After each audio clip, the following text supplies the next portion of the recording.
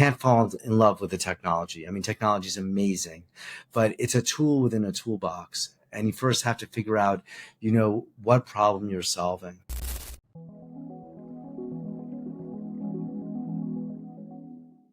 Oliver, coffee, tea, or something else? What fuels your mornings? That's a pretty easy one. Coffee, iced coffee. Iced coffee. Okay, cool. Yeah. Nice. And when you were a kid, what did you think you'd be when you grow up? I think an entrepreneur, Yeah. I'm first generation American. My father came here escaping the Nazis in Latvia and went into the restaurant business. And, he came here with only a few dollars in his pocket and ended up owning 26 restaurants in the Wow. Eastern Seaboard. So I was always inspired by his story, and I hope to follow in a small way the legacy that he left me. Look at that. I'm learning new things already. I did not know that. Very cool.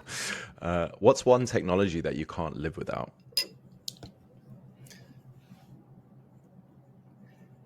That's a really good question.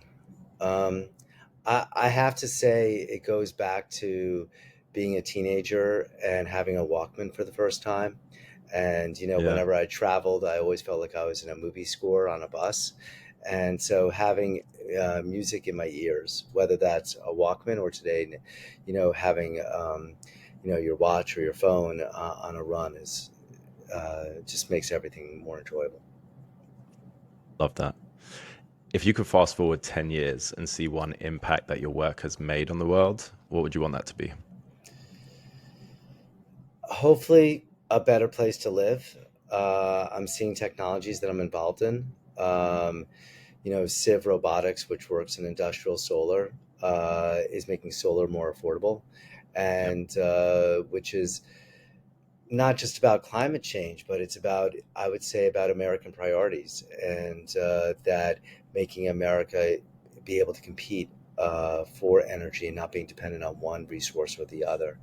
Another one is I'm an advisor to a humanoid robotic startup that is really focused on dangerous jobs like shipbuilding. And here in New York City, we used to build like a ship a week in the Brooklyn Navy Yards. Last year, America built all of 5 ships. And so Wow. really, and China built close to 500. And so this has been a mantra of the current administration of the president. And I'm really excited that Persona AI is working with Hyundai HD, our ally in South Korea, utilizing humanoids because they can't just get enough human welders out there. And it's literally backbreaking work where someone can't do it for longer than 2 years, hunched over welding steel hulls. So hopefully, Yeah. I leave by making the world just a little bit better place, Love that. Super exciting companies. Yeah, I know them well. and hopefully, I make people money ultimately. Yeah. I'm in venture capital, That's the goal. and they donate more to charity. Yeah. Yeah. Yeah, It's so. full circle, right? Well, look, welcome to Machine Minds, everyone. I'm your host, Greg Tarusian, founder of Samson Rose, your robotics talent search partner. And on today's episode, very special one, I'm joined by Oliver Mitchell, partner at FF Venture Capital, and also the author of a startup field guide in the age of robotics and AI. And I have my signed copy of the book right here just for you to see. Oh, you got it as well. There we go. From the book launch. And this is actually our first repeat guest in over 100 episode. Oliver is previous guest on the show, so I'm really happy to have you back here. Thanks for being on the show again. Thank you. As I said, I feel like Steve Martin returning to Saturday Night Live here. This is awesome. Well, look, let's jump into it. Since this is your second time on the show, maybe just a quick catch up. What's changed in your world since we last spoke? Obviously, the book's come out. I'm curious what else. Persona AI that you mentioned. Catch us up. Absolutely. So, in my world, 2 weeks ago, company I sit on the board of CIV Robotics was on CNBC, which was really exciting. Been with the founders since they've started that company. Cambridge Robotics continues to work in the automotive space and Paraspot and bring down the cost of property management. FF, where I'm a partner, is great, and I continue to manage my holdings. But I'm also looking at different opportunities of how can I impact the world by bringing added services. I've been speaking to people that have different services to offer and combine that with venture capital, so it's a more holistic opportunity to bring to the market, and looking at different opportunities coming in defense tech. I've been investing in Israel for a very long time. We saw, Israel, defeat Iran within 12 days. We saw the beeper, hit on just the fighters of Hezbollah. And there's a lot of technologies that can help out Western governments, defeat their enemies, whether terrorists, whether adversaries out there, and they're coming to market. The current administration wants to build the Golden Dome, similar to Israel's Iron Dome. And Rafael Systems, which has opened up a North American office, is very critical to that. And so there's a lot of technologies out there that coming out of very elite units in Israel that offer a lot of opportunities within the automation space on a dual use front. So I'm very excited by that. Awesome, exciting stuff. And at this point, I guess what led you to write this book? I know when we've last had you on, you were already in the works, you were having the interviews and everything like that, but it seems like such a crucial time and useful time to write something like this. What kind of sparked it for you? Yeah, so I'm an adjunct professor at CIV School of Business. I have a course called Entrepreneurship and the Management of Change. I'm a big fan of Steve Blank and Eric Ries. The Startup Owner's Manual is part of my curriculum, as well as Walter Isaacson and Brad Stone, and great articles and great case studies out there. But I found that in the mechatronic space, there was really a void in helping founders really take their ideas from that kernel napkin stage all the way to IPO. And the case studies were not really well documented out there. And so I wanted to weave together, through my network, how to take your idea to market. And so I was approached by CRC Press, which is a imprint of Taylor and Francis, a very large publisher in the space, about creating the book. And then I'm also going to create a curriculum and a course, and I'm speaking to Oh, cool. universities about that as well. Awesome. That is great stuff. And I know from speaking to tons of recent grads and first-time entrepreneurs or aspiring entrepreneurs that something like this is going to be super useful. And I always recommend the book to them as well.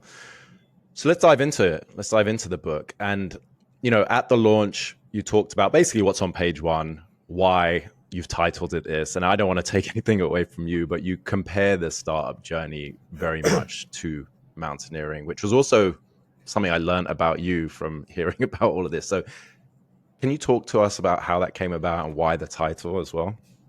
Yeah. So many people know me as, Oliver, this born and bred New Yorker. I guess in my black shirt, it sort of, amplifies that. The But uniform. Yeah. but I've always enjoyed backpacking, and I've backpacked, around the continental U.S. as well as Alaska, and when I was in college, I spent 3 months backpacking across the Talkeetnas and kayaking in Prince William Sound, and when I went to school out west, and I was a river guide, and so I've always loved the backcountry, but at the same time, um, I don't take it lightly, and I have an immense amount of respect how quickly things can change in the backcountry, and that in order to guide you uh, through a successful mission, you really need to do your research. You can't just go to a trailhead and say, okay, we'll just start hiking from here, and you don't have your provisions. You only have one little canteen. You don't have food. You don't have the right clothing. You go in jeans and a t-shirt, and it starts to rain, and it's heavy and it's soaking. So you really need to know what you're going to get yourself into to be successful and to really enjoy it, and to get back safely. I remember in Prince William Sound, one of the most challenging things was doing a crossing in the ocean, because normally you're by the coastline. And one time I was leading a pack of kayaks. We were four together, and I was the one in lead, and I took it very seriously. And there was this sea lion that would pop up And when you're out there for a while, when you first get out there, you're like, hey, look, there's a sea lion, but then you learn that sort of scares off the wildlife, so you just like go, hey. And so and it kept popping up, and this was like about a 3 hour crossing, and the weather could change at any minute. There could be a big skull, you could like flip over, it could be really treacherous. And but it was really amazing that when we got across the other side, that we thought there was just one sea lion, but there were like 20 that popped up, and so this whole pack of sea lions was following us. And so in order for us to be able that have that one with nature moment, we really need to know and have the right provisions. And likewise, founders have so much more to risk than a backpacker. And Yeah. so they really need a field guide. They really need sign markers, and it's all out there. There's enough people that have been in the industry that could share and want to share what they've done. It's a matter of asking the right questions. And so I find too often, as an investor in the space and a former operator in this space, and that when you're in the there's a saying, you can't see the forest from the trees, but when you're in the middle of it, you're just like pivoting, and you get a feedback from an investor. Oh no, you should do this, and then you change all the PowerPoint slides, and now you're navigating by PowerPoint. Would you cross a mountain by navigating by PowerPoint?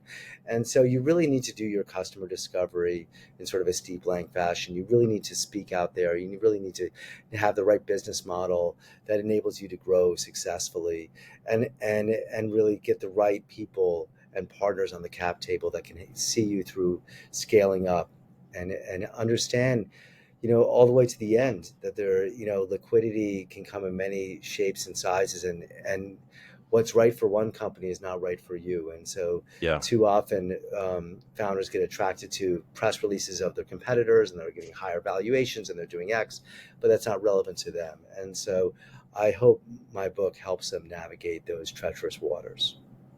Love that. And yeah, you do a great job of breaking down each one of those topics and getting some awesome interviews from people along the way. It was great just looking through the list and reading the book. Obviously, we've got ex-guests of the show, Paolo Pajanian, Daniel Theobald, Abe Murray in here. We've got current and older clients, CIV Robotics, Eclipse Ventures, like iRobot, Kiva, all of them. Like if you know robotics, you're getting stories from people that have done it right, and then also learning from their failures as well, or missteps. So I know this sounds like a commercial for the book, but I think Please it's keep it so coming. Keep it important. coming. No, the reason I'm so passionate about it is one of the reasons why I do the show as well, because this is kind of a labor of love. It's getting people with experience and advice like you and other founders to share their stories and how they came through it, and another resource for people in the space. And we hear from aspiring founders like, oh, I learned so much, I get great insight, please keep it coming. And I think having something, a course, a book, a show, anything like that to help, because it's hard to get a lot of this information sometimes, or like you said, you get bogged down in certain areas that just don't interest you, or shouldn't interest you in your own company journey. So something you mentioned on our last show, actually, when I was saying, what do you look for with companies that you're trying to invest in? And then something that you mentioned a lot in this book as well. Last time you said customers, customers, customers. That's what you're so key on. That was one of the quotes. And then that it's a theme in here, right? Like if you haven't spoken to 500 people in the space in your target, don't even bother, basically. Are there other examples, or in your experience, any other missteps that early stage companies like don't do in robotics, maybe compared to software or just in general? Yeah, definitely. But let's just focus on product market fit, Okay. because I think that is something that's really um, epidemic in the automation space. That many of the founders within robotics might come from an academic lab. They got deep within a technology and a sensor-based technology, and they want to continue that, and they Yeah. love the technology, but they don't know where to apply it. And I think that that itself is the first misstep, because if you can't fall in love with the technology. I mean, technology is amazing, but it's a tool within a toolbox, and you first have to figure out, what problem you're solving. Um, my first chapter was on Mick Mounts, and by no coincidence, that it was also the first chapter of Steve Lang's book, the Startup Owner's Manual, about Webvan. And Mm. he didn't have the epilogue of Webvan, which was Kiva Systems. And Yeah. Webvan was this unbelievable dot-com blow up. I was there, and it did an IPO, $800 million IPO. Back then, that was a big number, right? And it had these commercials, national, primetime commercials of when people watch TV, right? And it was the predecessor to Instacart. And does it make sense? Use the internet to order your groceries.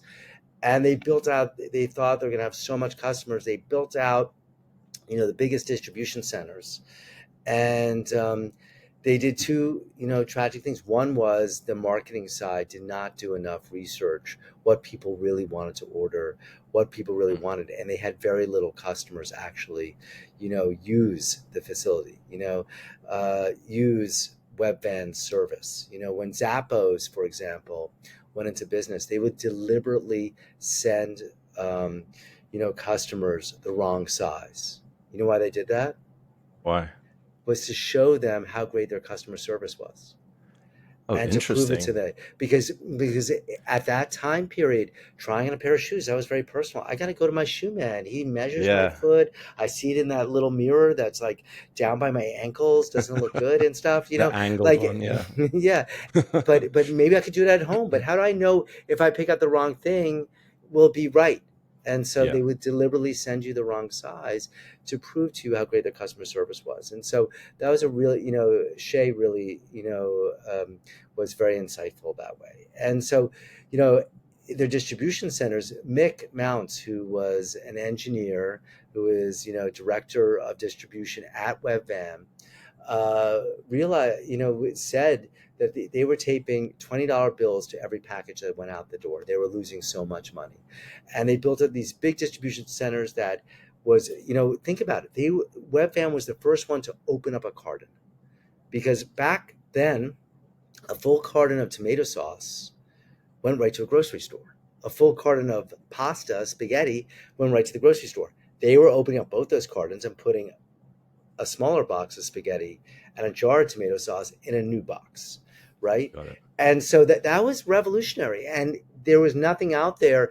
Mick would say, well, you have the slide, the chute on this conveyor belt, can I put a jar of tomato sauce there? And the guy would be like, no, then it would break and you'd have Yeah. tomato sauce all over the gearing. And he'd be like, how about a bag of rice? Can a bag of rice go through this, this thing? And be like, no, it's too soft. And it's like, it's not going to be able to work with that. And so when Mick left shortly before the bankruptcy, and he had this epiphany, like, he's like, there must be a better way of doing this. He didn't say, I'm a roboticist and I got to find a business for my robot passion. He's like, I just came from something that was well-meaning, well-intentioned, but badly executed on the distribution side. There must be a better way to do it, and that's what brought him to the Kiva robots. And in my book, you actually have the picture of the first prototype of their Yeah. Kiva. And by the time that Amazon bought them, they were serving the top 10% of all e-commerce companies. And he goes through how they were able to, jump through the pilot process to closing those deals, that I really encourage everyone to really read, because people spin their wheels in pilot purgatory. He was able to execute $1 million deals. And, you know, the two companies that were really instrumental to the Amazon purchase were diapers.com and Zappos, and he was serving those. And so once Amazon saw what they were doing there, they said, okay, we're going to buy our company for $775 million, which is still a big number Yeah. in the robotic Even space, today. Yeah. even today, right? 23 years later. And excuse me, 13 years later. That it was, uh, it, and also they said, you have to fire your customers, Walmart and everyone else, because you only work for one customer now, which is Amazon. And that became Yeah. Amazon Robotics. Crazy. Crazy. So, what do you think these companies do well? Like when they're finding that product market fit early, how do they go about that? How do they do it? Like, what advice would you have for people who haven't read the book? Yeah, I would say is listen to the market. A great example you mentioned CIV Robotics, which is a company I sit on the board of, and a company you've worked with. That's doing really well. You know, they started out. They came out of the Technion in Haifa. The Technion, sort of like Israel's MIT. There were two engineers that worked in construction, saw a problem with surveying. They couldn't hire enough surveyors. It was a pain point. It was done incorrectly, and they're like, "Hey, we're going to build a drone, a huge drone. It was like a wingspan of close to 8 feet, with an autonomous staker to stake all the points for a big roadway or a big pipeline, right?" And so I spoke to them. I was introduced to them by the accelerator at the Technion, and I introduced Tom into Genius New York, which is an accelerator for uncrewed systems here in upstate New York. And they got in, and they won the prize money. They won $500,000 there of non-diluted capital. FF invested, and they finished the drone, right? And we thought, okay, it's going to be, soaring business now, right? Literally. And they went back to their customers like, hey, look at my drone. Look how cool it is. It does the autonomous staking, everything. Everyone's like, "Yeah, you guys all told me you love drones." They're like, yeah, we said we love drones. We never said we were going to buy a drone. Yeah. And so then what is he going to do? And they pivoted, and they said, well, what do you want to buy? What do you need it to do? Well, we need a battery life of 9 hours. We need it to work all day. We need a terrestrial robot that rather than having a team of 16, you have a team of the robot and one person who just goes along and puts the stake in, you know, and really, road repair, that's great, but solar is taking off right now, and we just can't get enough surveyors out to these sites. And these were big customers. They were like Bechtel, Morrison, the big construction companies, and they just fell into it, and they built that robot for that market. They pivoted, and too often pivots to some founders are seen like as a detriment. It's I think that there's not a successful company that has not pivoted. Twitter didn't start out that way. You know, Pinterest didn't start out that way. And so to listen to the market, to understand exactly what the market wants is so important. And then to lean into that and to say, what else can we do? How else can we service you? How can we achieve like true customer lifetime value of that customer by expanding wide with these big customers, by offering new products and services, which they're very focused on right now. Cool. Very cool. I mean, that's a great story. And also, a lot of people don't realize how many companies early on pivot to stay successful or like have to reevaluate. And sometimes it's just too late for them if they are too removed from their customers or like building in a vacuum, like dark garage with stealth. We're not talking to anyone until we come out with this really cool technology that we were working on in research. And it's detrimental, right? Yeah, that's very dangerous. Is like you lock yourself in the lab, and you're going to build something, and you're like, okay, we're ready. Don't you love it? And I was like, it's cool, but I don't Yeah. really have a place for it.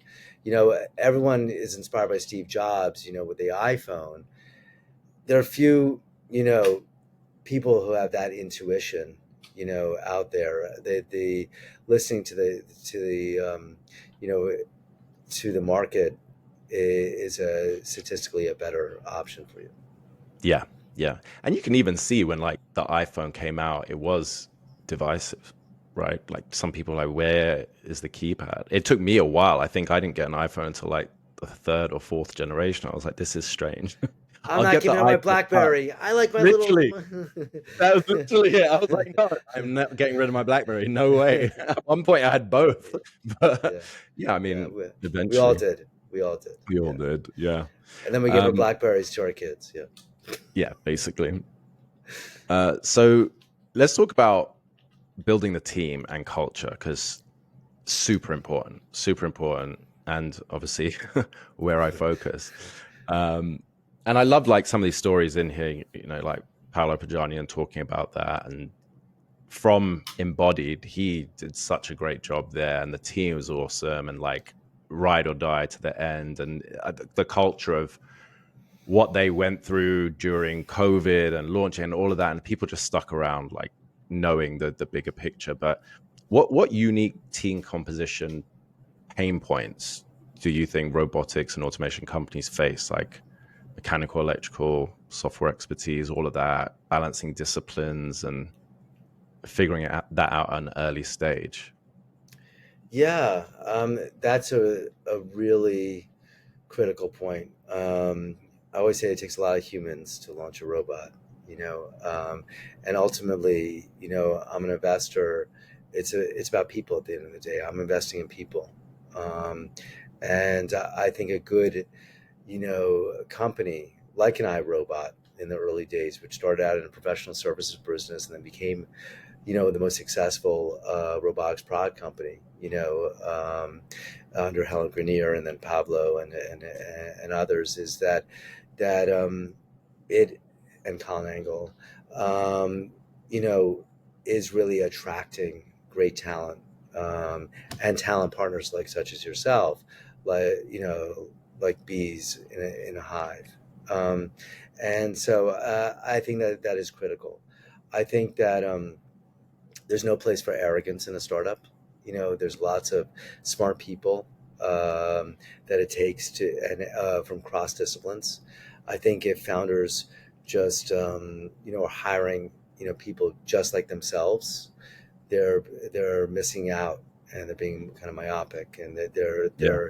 their ship is too weighted on one side. And clearly, you need a cross discipline. I was recently with Persona, and they were sharing what they're doing to Hyundai, and they've been hiring, since closing their pre-seed round at a feverish pace. And the thing that was super impressive to me, the founders, Nick, Gita, and Jerry. Jerry was the former CTO of There you go. Figure. Yeah. He knows bipedal motion. Gita is an unbelievable roboticist. Nick is a great executive and also an unbelievable roboticist. They've launched, Gita and Nick have launched, Robonaut and Robonaut 2 to the ISS, Yeah. and then Valkyrie. They know, but the types of people of diverse backgrounds that they attracted, and also the people that came with them from their former startups and their former backgrounds, is really a testimony to the success. And that I sat through like 6 hours of different presentations of sort of deconstructing the humanoid, and it wasn't that Nick was doing all the presentation, or Gita or Jerry. They were charging the people that they just hired, whether from Disney or from Boston Dynamics, to present, and they were empowering them with that. And I think that is really important, is empowering people. And so you definitely want to have a cross discipline. I think that there's a lot of opportunities today within robotics with AI, but it should not come at the price of getting rid of your computer scientists. On the contrary, you want to actually expand your training data to have your own corpus of knowledge. Whether if just like dash cams are creating an immense amount of knowledge for autonomous vehicles, if you're doing a particular task in an area, you should be finding the people that are hiring people in construction, so they can all wear GoPro cameras, so you can build your own corpus of data there that could be proprietary to your system.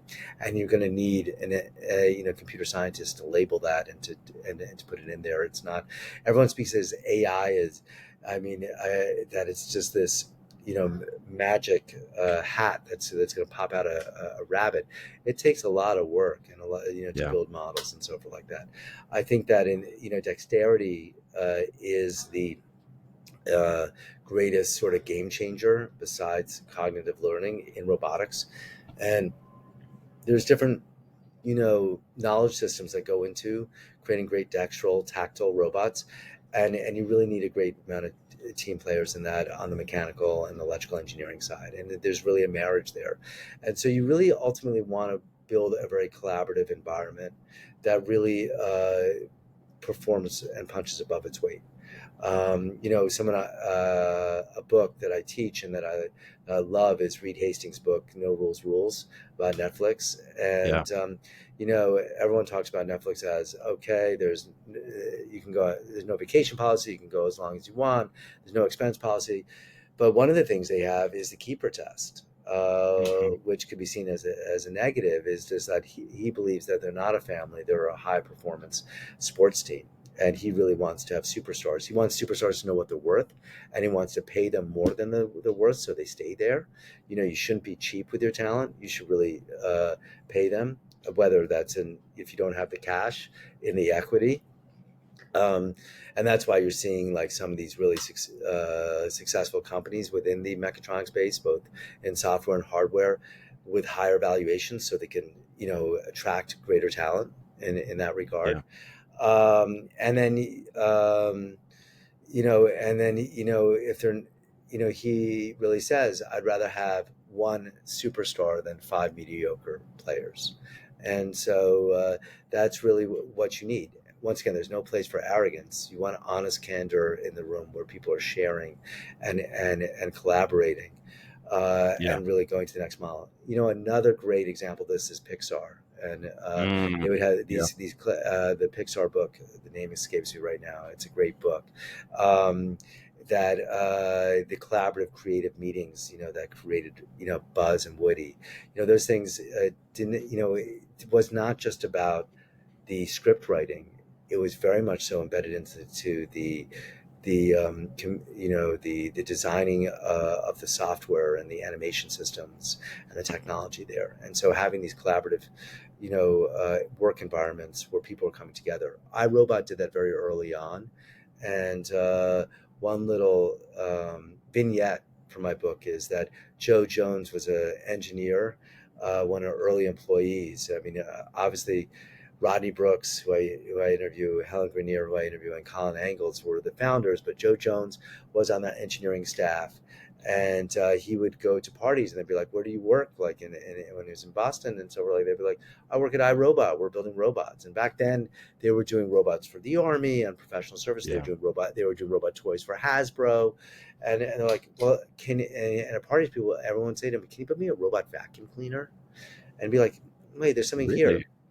And he remembered that he actually was in like some robot competition where he actually built a robot vacuum cleaner out of Lego, and I have that picture in my book, and that's what led to iRobot leaning into the vacuum cleaner business. And so, you never know where an idea can come from. Yeah. Sometimes, most often, it's not coming from the top; it's coming from that collaborative environment. It's taking all of those inputs. You'd be sitting there and be like, really? A robot vacuum cleaner? That's what you want? But again, it's if your customer's telling you it.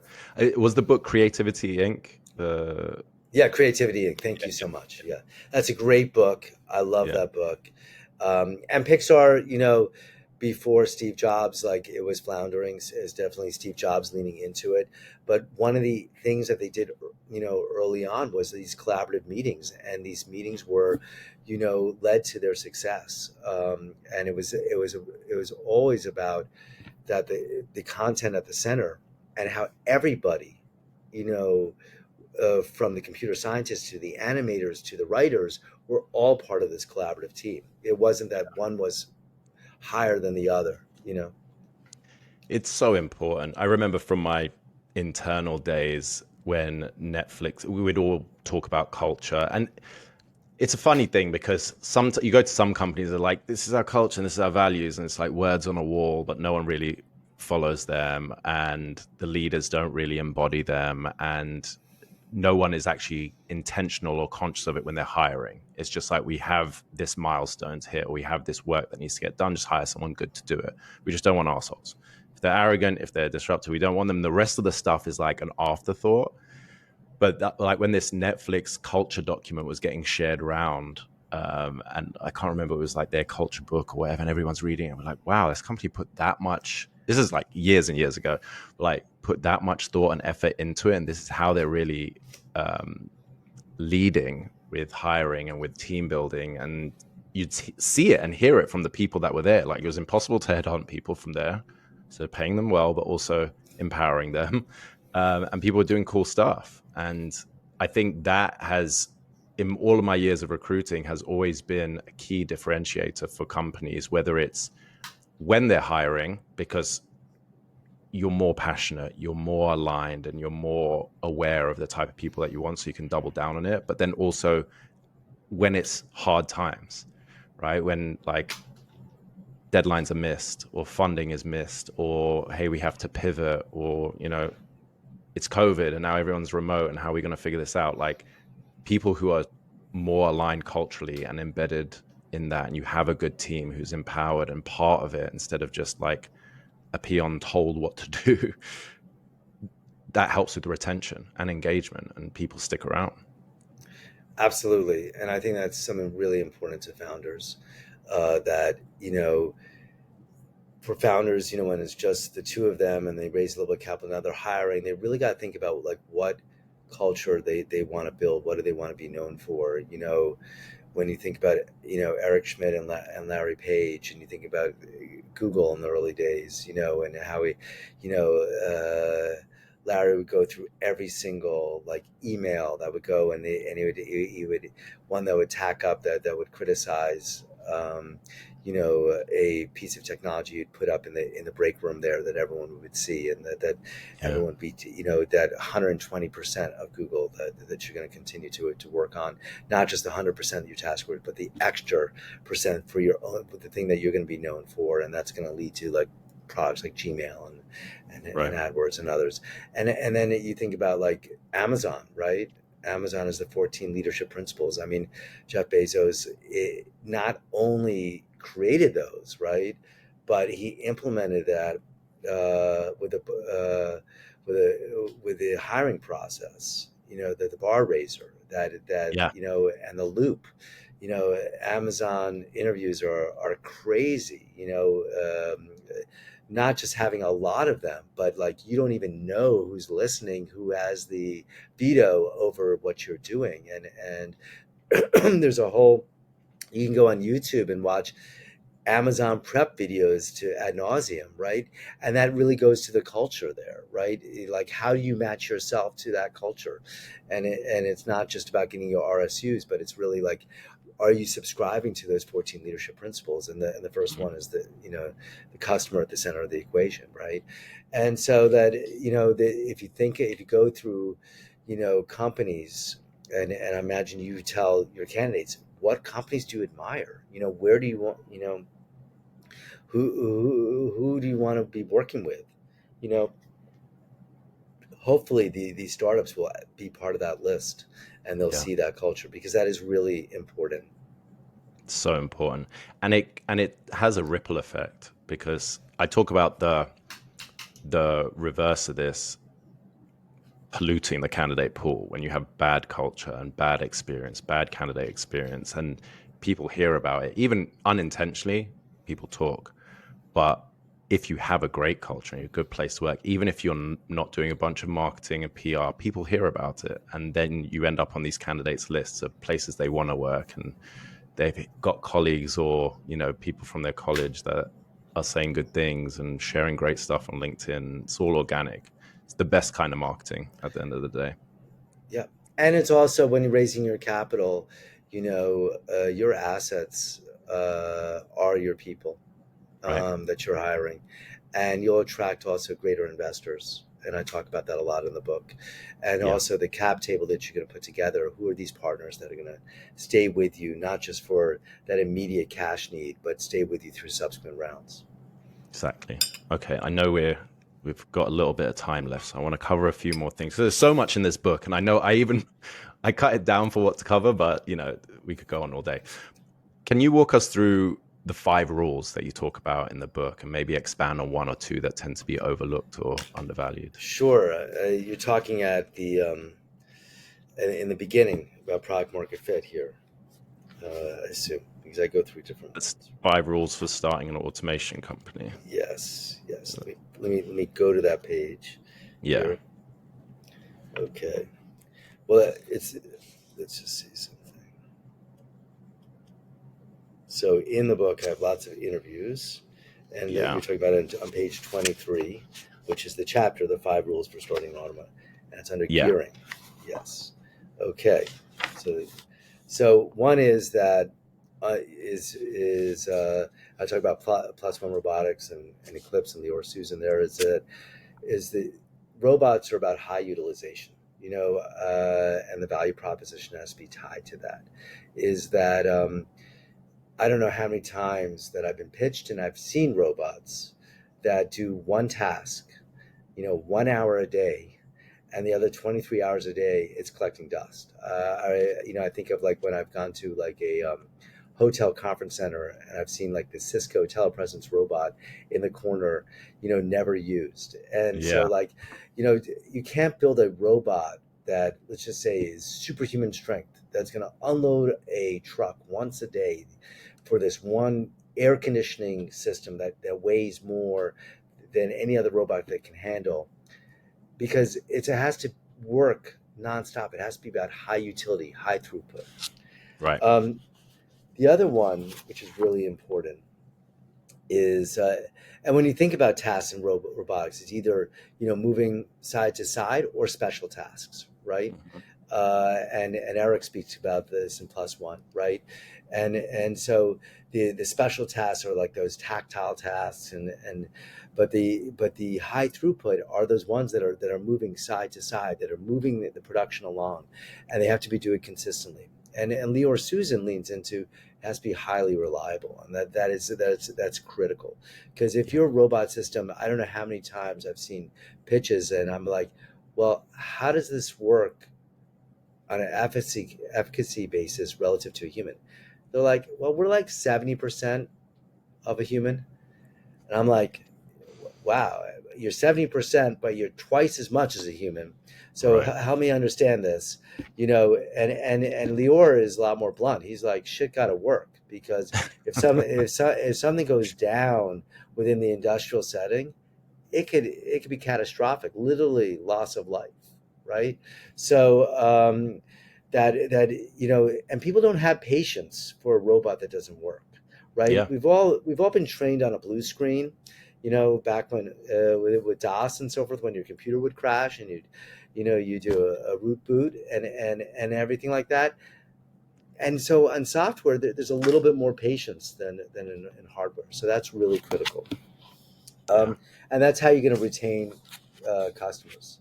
The payback factor. You can't have something that costs more than the process, be less accurate, less effective, and keeps going down, right?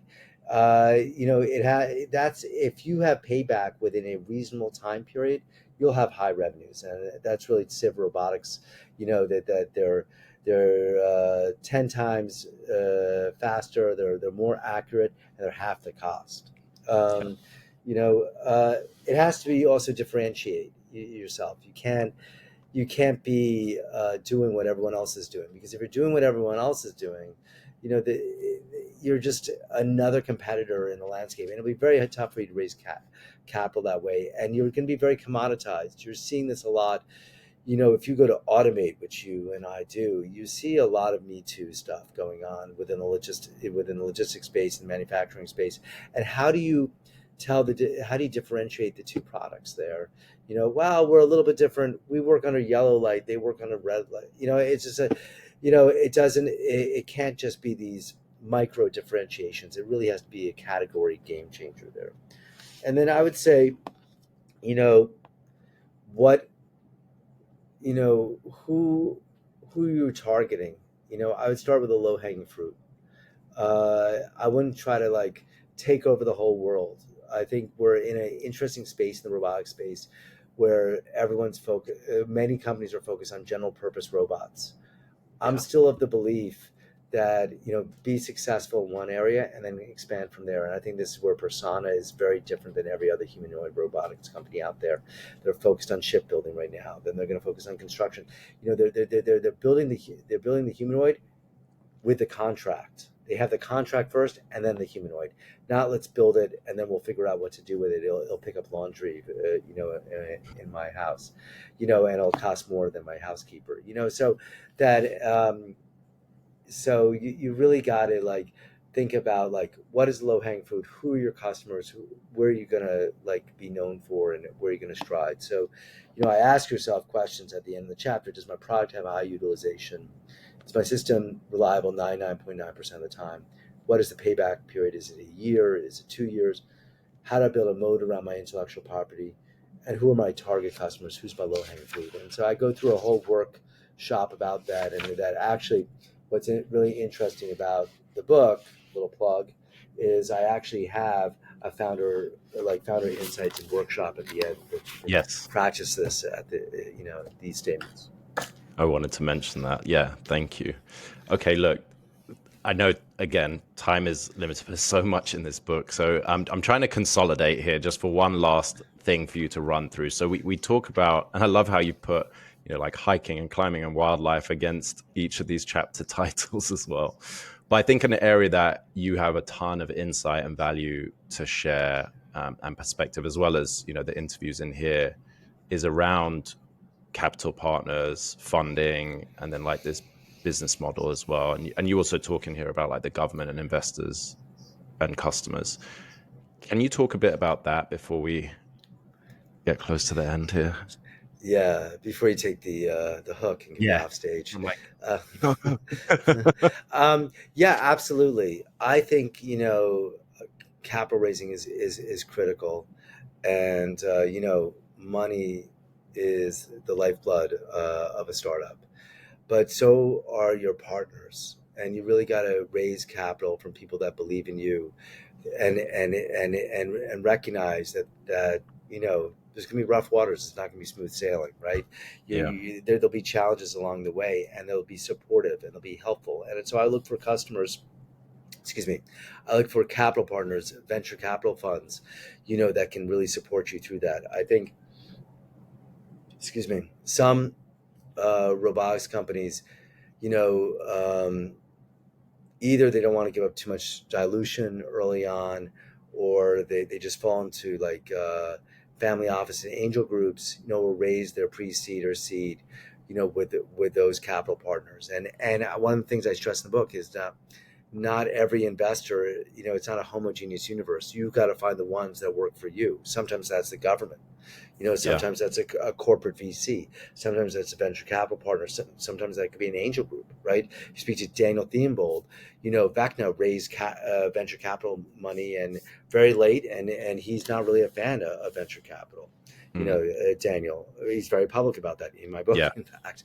That, but He is. I would say that you want people that have the resources that could see you through subsequent rounds. Or if they don't have the resources through subsequent rounds, they have the network that can help you, achieve that. Because there's two, finite, um, you know, aspects of a startup. There's money and there's time. And so if it takes more time to raise capital and you're burning through money, that's not a good thing. I also think you need to set your sights on a valuation that meets the market. It can't just be because your competitor raised at this crazy press release number, because his or her capital partners, overvalued the company. It really has to be based upon, a trailing revenue number on a multiple of that. It can't just be because I like 25, I like 50. Those are really nice whole numbers. It really has to be based upon the books.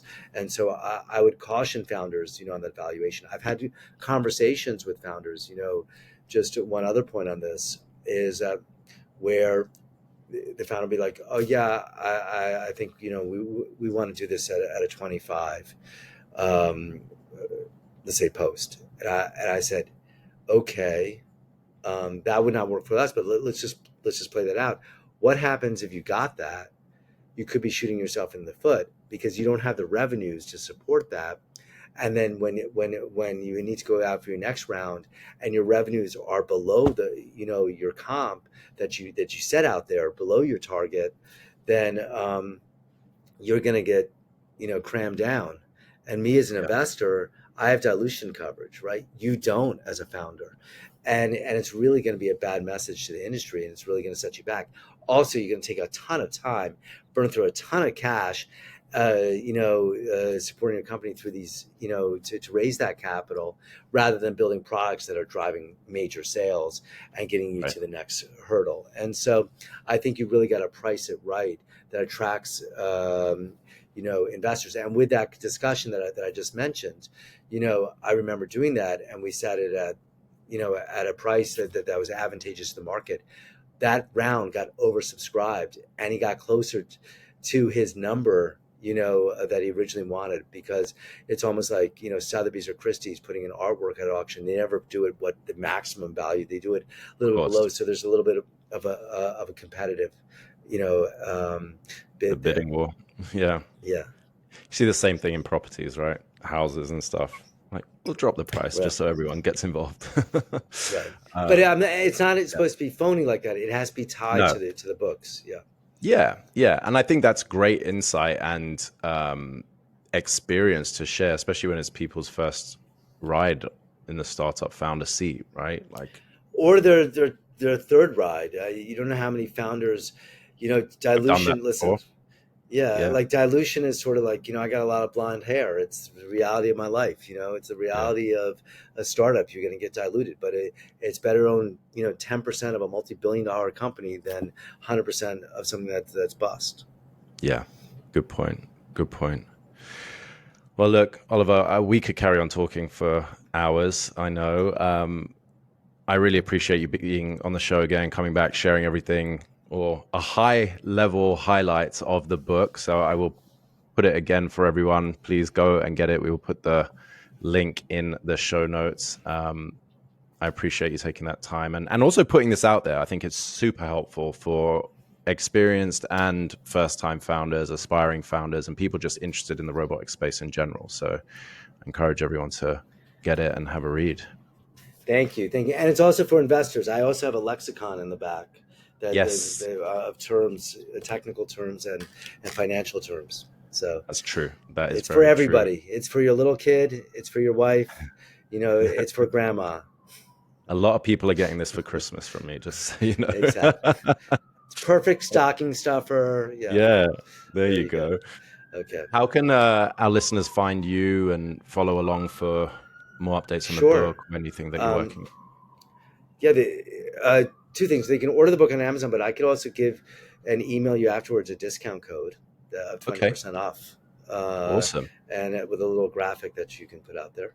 That would be great. And then they could find me on LinkedIn and just ping me with a message. Unless you're, from North Korea, offering me something, that I shouldn't be having, that I'm usually pretty good about responding. Awesome. Awesome. Well, look, thank you again for your time. This is great. I'm excited for it to come out, and I'll see you soon. Thank you, Greg. It's always great to see you and speak to you. Thanks.